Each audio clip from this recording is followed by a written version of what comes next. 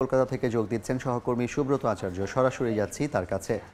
সুব্রত, দেখুন, ভারতীয় বাঙালি কিংবা বাংলাদেশের বাঙালিদের পায়ের তলায় সর্ষে, আর সেই সর্ষে তারা শতভাগ কাজে লাগান যখন যে কোনো উৎসবে ছুটি পান।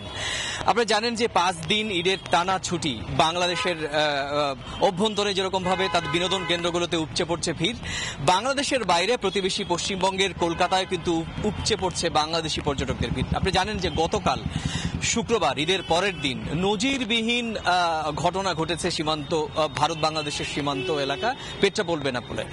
গত সম্প্রতি 2 বছরের সবচেয়ে রেকর্ড সংখ্যক বাংলাদেশি পর্যটক গতকালই কিন্তু ভারতে ঢুকেছে। সরকারি হিসেব বলছে প্রায় 14,000 বাংলাদেশি পর্যটক ঢুকেছেন ভারতে। তার মধ্যে অধিকাংশই পেট্রাপোল বেনাপোল সীমান্ত, প্রায় 9,000 বাংলাদেশি পর্যটক এসেছেন। বিমানে এসেছেন 1,000, আর বাকি 6টি সীমান্ত দিয়ে আরো 6,000 বাংলাদেশি ঢুকেছেন। এই মুহূর্তে আমার পেছনে আমার সঙ্গে রয়েছেন প্রচুর সংখ্যক বাংলাদেশি পর্যটক।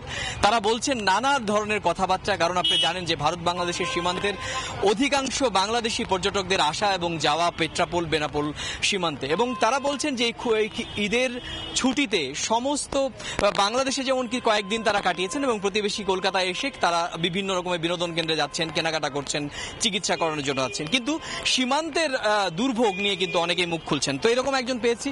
গতকালকে তো নজিরবিহীন ভিড় ছিল। কি সীমান্তের ব্যবস্থাপনায় আপনার অভিজ্ঞতা কি?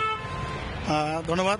গতকালকে আসলে যেটা আমরা পেয়েছি সেটা হচ্ছে, আমরা গতকালকে বেনাপোল সীমানায় এসেছি আমরা 1টার দিকে, বাট আমরা ইন্ডিয়াতে প্রবেশ করেছি প্রায় 6টার দিকে।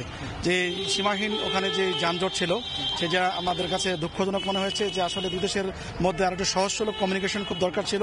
এবং আমরা যারা বাঙালিরা এসেছি এবং আরো ইন্ডিয়ানরা আমাদের সাথে ছিলেন, সকলের জন্য জিনিসটা যদি আরো সুন্দর উভয় পক্ষ থেকে সাপোর্টিং হতো, মানে আরো দুই দেশের সীমান্ত ব্যবস্থাপনা আরো সহজ করার জন্য। আপনি বলছিলেন যে দীর্ঘ সময়, প্রায় অনেক সময় আপনি লাইনে ছিলেন, আপনাকে আপনার অভিজ্ঞতাটা আরেকটু করুন।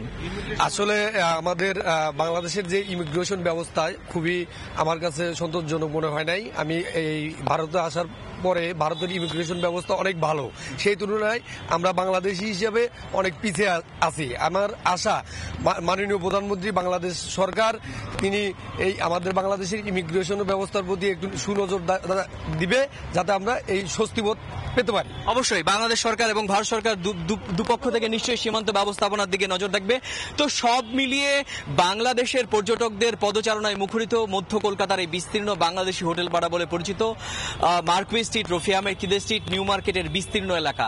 ব্যবসায়ীরা বলছেন যে আগামী কদিন ছুটিয়ে তারা ব্যবসা করবেন, কারণ আপনারা জানেন যে ঈদে যখন পবিত্র রমজান মাস চলছিল, 15 রোজা পর্যন্ত বাংলাদেশি পর্যটক ছিল, তারপরে বাংলাদেশি পর্যটকদের ভাটা পড়েছিল। সেই ব্যবসার যে গ্যাপ, সেটি নিশ্চয়ই আগামী কয়েকদিনে পুষিয়ে নেবে, এমনটাই প্রত্যাশা কলকাতার এই স্থানীয় ব্যবসায়ীদের। তো এই ছিল আমার কাছে ঈদের এই 5 দিনের ছুটিতে বাংলাদেশি পর্যটকদের একটা বড় অংশ কলকাতার আনন্দ লুটেপুটে নেওয়ার আমার কাছে থাকা সবশেষ।